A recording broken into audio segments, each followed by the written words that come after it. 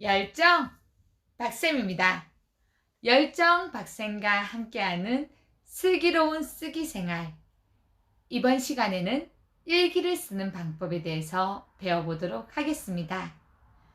오늘도 열심히 공부해 봅시다. 일기 쓰기 어떻게 하면 좋을까요? 본 자료는 미리 캠퍼스를 활용하여 제작하였습니다. 오늘의 공부할 문제입니다. 오늘은 일기를 쓰는 방법에 대해서 알아보도록 하겠습니다. 활동을 안내합니다. 첫 번째 활동으로 일기를 써야 하는 이유에 대해서 알아보도록 하겠습니다. 두 번째 활동으로 일기의 종류에 대해서 살펴보도록 하겠습니다. 세 번째 활동으로 일기를 쓰는 방법에 대해서 알아보도록 하겠습니다. 에디슨의 일기입니다. 에디슨은 평생 500만 장의 메모와 일기장을 남긴 것으로 유명합니다. 정규 학교를 포기한 그에게 어머니가 일기 쓰기를 가르치면서 일기는 그의 일상이 되고 그는 책과 신문을 통해 얻은 정보를 기록하고 이를 창조적 발명에 활용했다고 합니다. 버럭 오바마의 일기입니다. 그리고 또 하나 있다. 바로 일기. 지금도 노트에 뭔가를 기록하고 일기를 씁니다. 제 인생에서 글쓰기란 제가 믿는 것, 제가 보는 것, 그리고 제가 가치 있다고 여기는 것들을 보다 명확하게 하는 훈련입니다. 일기를 쓰는 사람. 일기를 쓰는 사람이 모두 훌륭한 사람이 되는 것은 아니지만 훌륭한 사람 중에는 일기를 쓴 사람이 많다. 세 가지의 내용은 사랑의 일기재단, 사랑의 일기장 중에서 발췌하였습니다. 이처럼 일기를 쓰는 것이 얼마나 가치 있는 일인가를 보여주고 있습니다. 첫 번째 활동입니다. 일기를 써야 하는 이유에 대해서 알아보겠습니다. 일기를 왜 써야 할까요? 하루를 돌아볼 수 있습니다. 일기를 쓰면 그날 하루를 되뇌이며 반성할 수 있습니다. 인간은 망각의 동물입니다. 일기는 그날 있었던 일, 생각이나 느낌, 고쳐야 할 점 등 글로 표현하면서 반성을 할 수 있습니다. 두 번째, 나 자신을 알 수 있습니다. 일기를 쓰면 나 자신과 대화를 할 수 있습니다.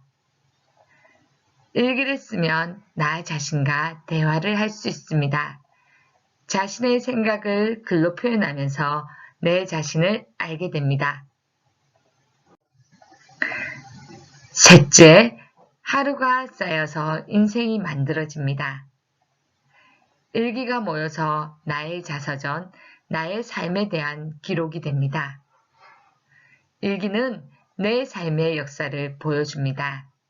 일기는 불확실한 기억을 확실하게 해주며 추억할 수 있습니다. 사실 선생님도 선생님 딸아이와 일기 쓰기로 많이 다퉜답니다. 학교에서 일기 쓰기를 시키지 않은 학년이 한 번 있었는데요. 그때 딸아이가 엄마 나 일기 못 쓰겠어. 너무 힘들어 하는 거예요.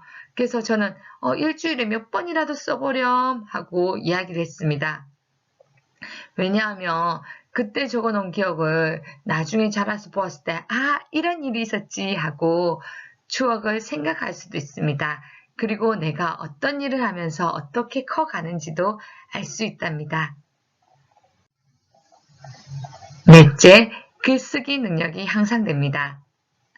일기를 쓰면 글감을 찾기 쉽고 주제에 맞는 글쓰기에 용이합니다.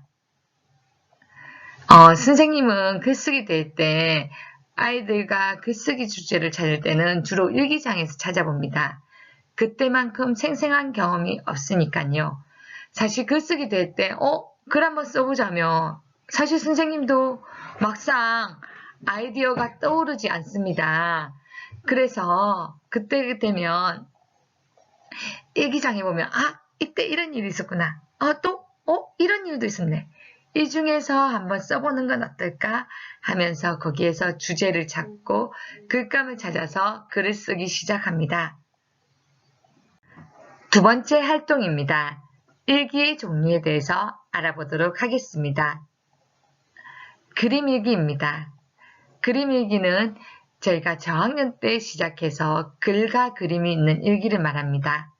그러나 고학년 때도 적어도 나쁘지 않을 것 같습니다. 생활일기입니다. 생활에서 일어났던 일을, 겪었던 일을 적는 것입니다. 학습일기입니다. 학습일기의 경우 중학생이나 고등학생들이 많이 적고 있습니다.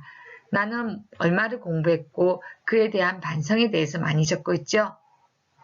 여행일기입니다. 여행을 다녀온 날 여행에 관한 생각과 느낌을 적는 일기입니다. 독서일기입니다. 책을 읽은 후에 적는 일기를 말합니다. 선생님 딸아이 같은 경우 생활일기가 적을 것이 없으면 책을 꺼내서 책을 읽고 독서일기를 많이 적었습니다. 관찰일기입니다. 동물이나 식물 또는 관찰할 대상에 관한 내용을 일기로 적는 것입니다. 일기는 다양하게 적을 것이 많답니다. 일기 쓸 거리가 없다는 말이 나오지 않겠죠? 일기의 종류가 이렇게 많았다니. 정말 놀랍습니다. 세 번째, 일기를 쓰는 방법에 대해서 알아보도록 하겠습니다. 일기 쓰기의 시작은 글감 찾기입니다. 일기는 그날 있었던 일을 정리하는 일부터 시작합니다. 하루 동안 있었던 일을 시간별 또는 장소별로 생각합니다. 그중 한 가지를 일기 글감으로 선택하여서 자세히 씁니다. 또 생각과 느낌을 자세하게 씁니다.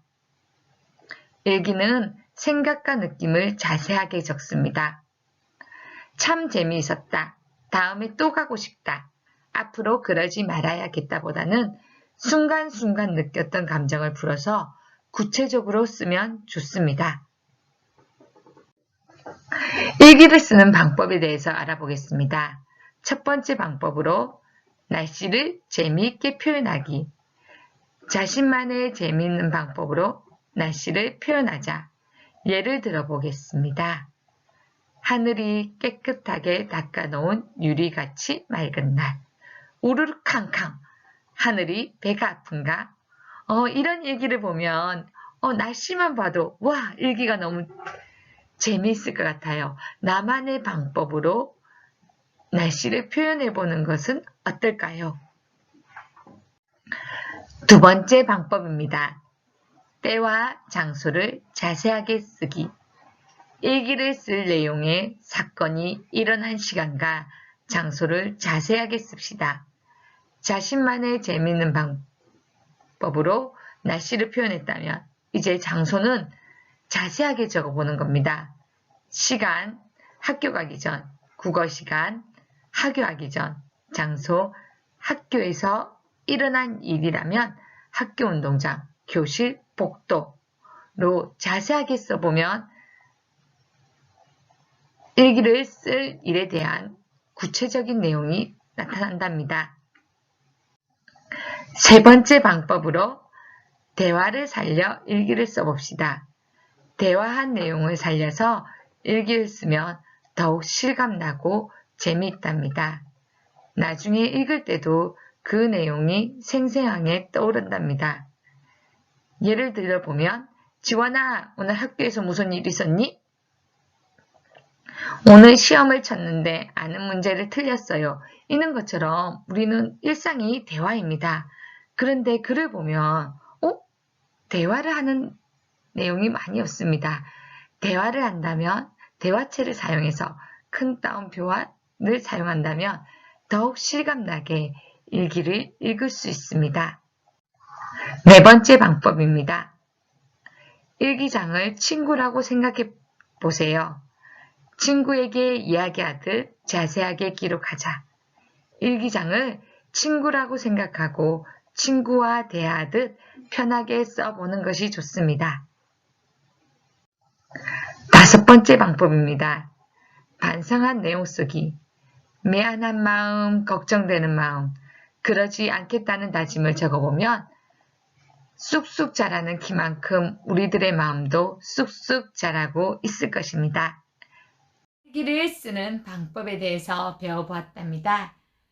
일기를 아직 쓰고 있지 않는 친구들은 오늘부터 일기를 써보는 것은 어떨까요?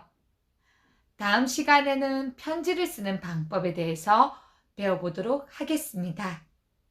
다음 시간에 또 만나요.